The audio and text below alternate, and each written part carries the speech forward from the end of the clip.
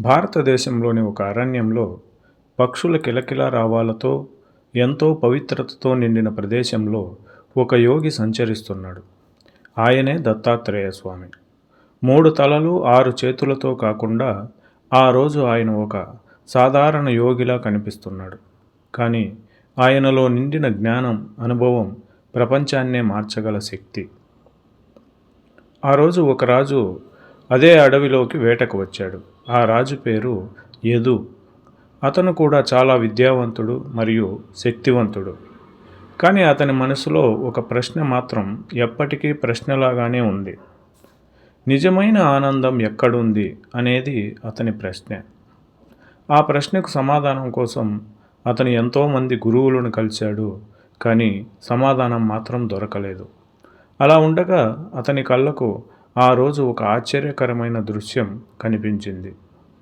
ఒక యోగి ఎలాంటి ఆస్తి లేకుండా, ఎలాంటి బాధ లేకుండా చాలా సంతోషంగా నవ్వుతూ ఉన్నాడు. రాజు ఆశ్చర్యపోయాడు. ఏమీ లేనివాడు ఇంత ఆనందంగా ఎలా ఉండగలుగుతాడు అని అనుకున్నాడు.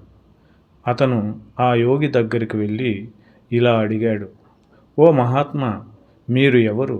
మీ ఆనందానికి రహస్యం ఏమిటి అని. ఆ యోగి సున్నితంగా నవ్వుతూ చెప్పాడు, నేను దత్తాత్రేయుడను. నా గురువుల వల్లే ఈ ఆనందం అని అంటాడు. రాజు ఆశ్చర్యంతో అడిగాడు, మీ గురువులు ఎవరు స్వామి? మీరు ఎక్కడ చదివారు?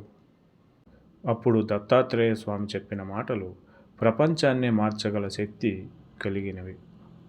నాకు ఒకరు కాదు, ఎంతోమంది గురువులు ఉన్నారు. రాజు ఆశ్చర్యంతో, అంతమంది గురువులా స్వామి అని అడిగాడు. దత్తాత్రేయ స్వామి చిరునవ్వుతో చెప్పడం ప్రారంభించాడు, భూమి నా గురువు. ఎంత బాధపడినా, ఎన్ని భారాలు మోసినా ఆమె ఎప్పుడూ సహనం కోల్పోదు. అందుకే నేను ఆమె నుండి సహనంతో ఉండడం నేర్చుకున్నాను. సహనం ఉంటే జీవితం సాఫీగా సాగుతుంది. గాలి ఎక్కడికైనా వెళ్తుంది, ఏదీ తనతో తీసుకుపోదు. అందుకే నేను గాలి నుండి అంటు పెట్టుకొని పోకుండా ఉండడం నేర్చుకున్నాను. అగ్ని నుండి నేను నేర్చుకున్నది ఏమిటంటే, అగ్ని అన్నింటినీ తాకినా ఏదీ తనలో నిలుపుకోదు. అందుకే నేను అగ్ని నుండి మనసులో చెడు ఆలోచనలు నిలుపుకోకూడదు అనే విషయం నేర్చుకున్నాను అంటాడు. అలాగే నీరు నుండి నేర్చుకున్నది, నీరు ఎప్పుడూ స్వచ్ఛంగా ఉంటుంది, తనను తాను శుభ్రంగా ఉంచుకుంటుంది. అందుకే మన హృదయం కూడా అలానే పవిత్రంగా ఉండాలి అనే విషయం నేను నీరు నుండి నేర్చుకున్నాను అంటాడు. ఇకపోతే ఈ పక్షి కూడా నాకు గురువే అంటాడు దత్తాత్రేయుడు.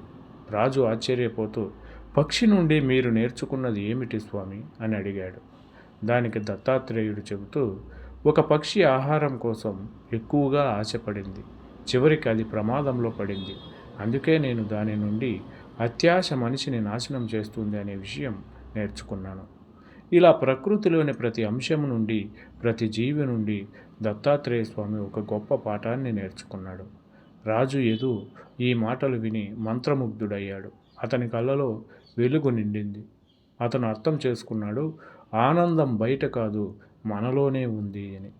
దత్తాత్రేయ స్వామి చివరిగా చెప్పాడు, ఓ రాజా, ప్రపంచం మొత్తం ఒక గురువే, కానీ నేర్చుకోవాలనే మనసు మనకు ఉండాలంతే.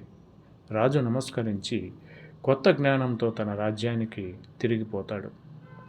మన జీవితంలో కూడా మన చుట్టూ ఉన్న ప్రతి విషయం, ప్రతి వ్యక్తి మనకు ఏదో ఒకటి నేర్పుతూనే ఉంటుంది. మనసు తెరిచి చూస్తే ఈ ప్రపంచమే ఒక గురువు.